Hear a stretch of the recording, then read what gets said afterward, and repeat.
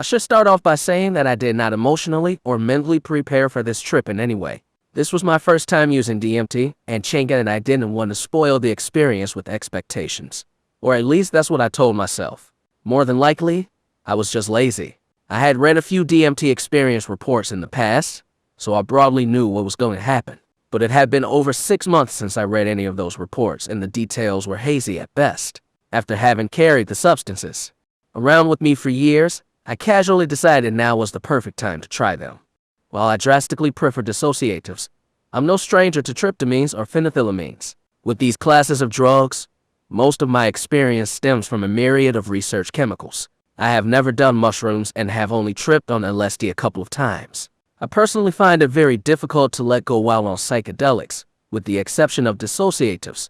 Thus my strong affinity towards them. Nevertheless, on a beautiful Sunday afternoon, I decided DMT was right for me.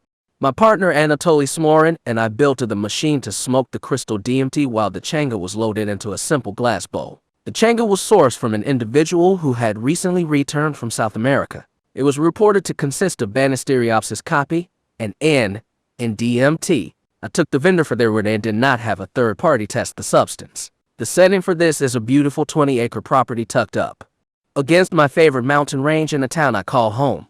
I relaxed against an apple tree in the orchard and began my experience. Time equals midnight.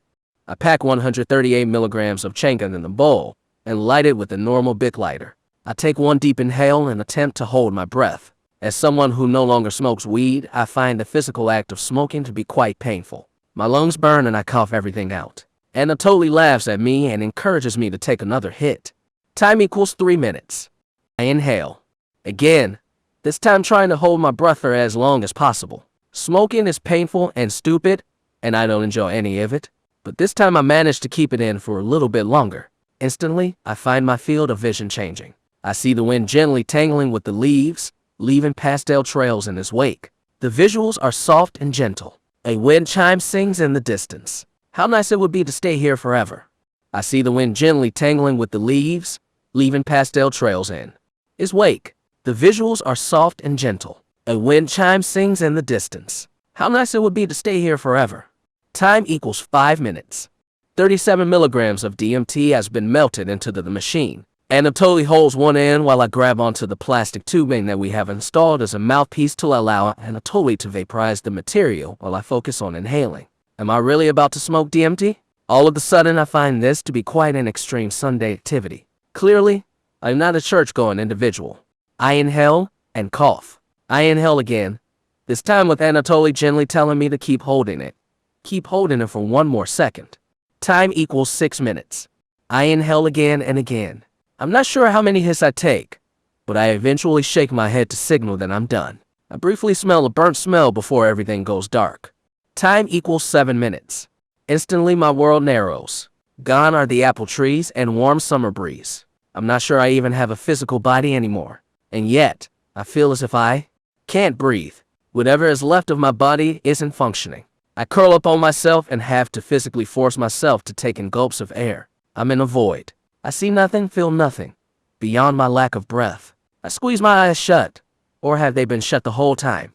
I'm not sure anymore. I'm in a void. I see nothing, feel nothing, beyond my lack of breath. I squeeze my eyes shut, or have they been shut the whole time? I'm not sure anymore. I logically try to tell myself that my body will naturally take over if I can only allow it. Then I can enjoy this experience. But I can't. I can't let go of this simple, life-saving task. If I do, I know I won't make it. I'll suffocate and forever be lost in this void, this vacuum of light and air. All I see is blackness. Each inhale is remarkably difficult. It's as if my lungs no longer work on their own. They don't remember how to expand and contract. I'm filled with this primal need for air, and yet somehow I can't seem to get enough. I'm drowning, desperately trying to keep my head above some body of water that I can't see or touch. I'm starting to panic. I think I'm hyperventilating. A thought floats into my consciousness. Is this what it's like to die in space? How have I managed to travel so far from home? As quickly as the thought comes, it's gone. Breathe. Just keep trying to breathe. It feels as if I'm pushing my chest outwards from inside my body. I have to physically force it to expand, to allow an air. There is no such thing as time or earth or anything else except my need to keep breathing. Nothing else exists or has existed or will ever exist again.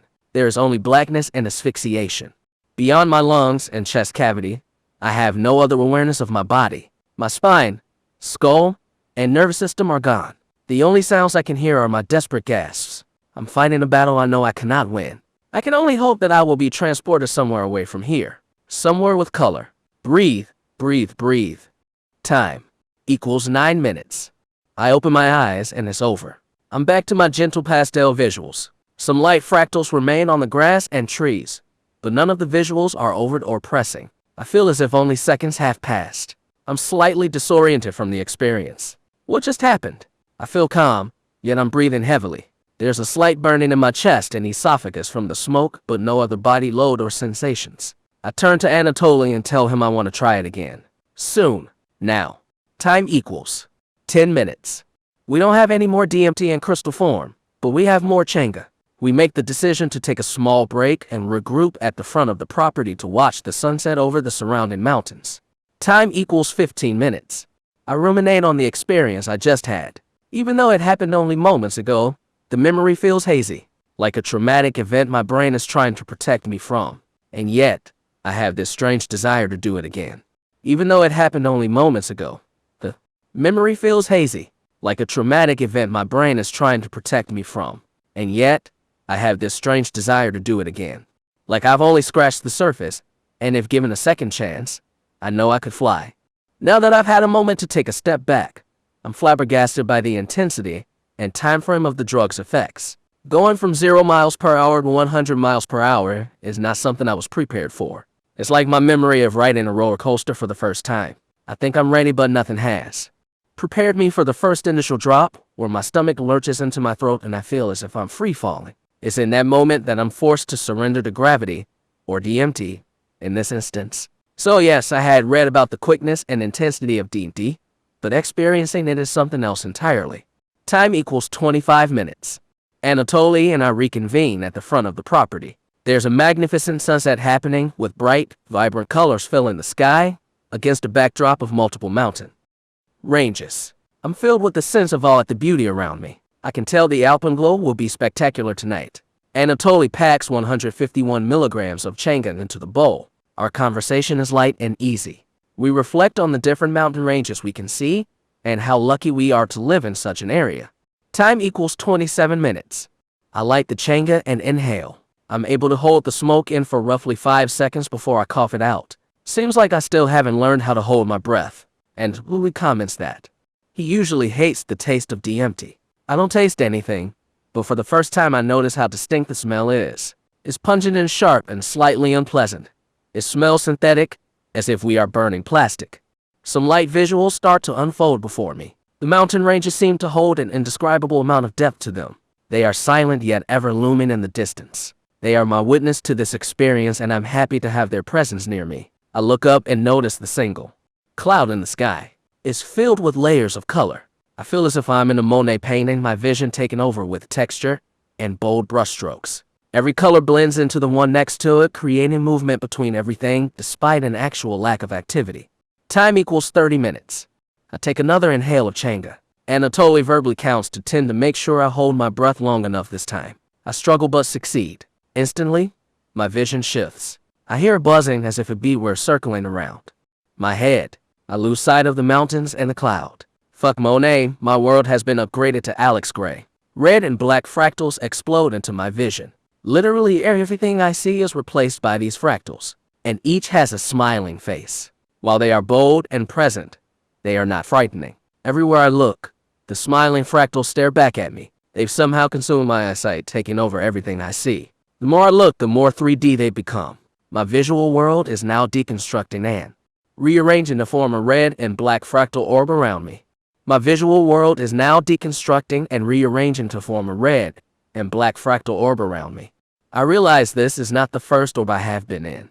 The first time I experienced orbism was on a very high dose of ethylnorketamine. As I sit in the center of this ball, I no longer hear, see, or feel the normal world around me. And yet, the fractals continue to smile at me with their goofy grins. The smiles, while friendly, are almost manic.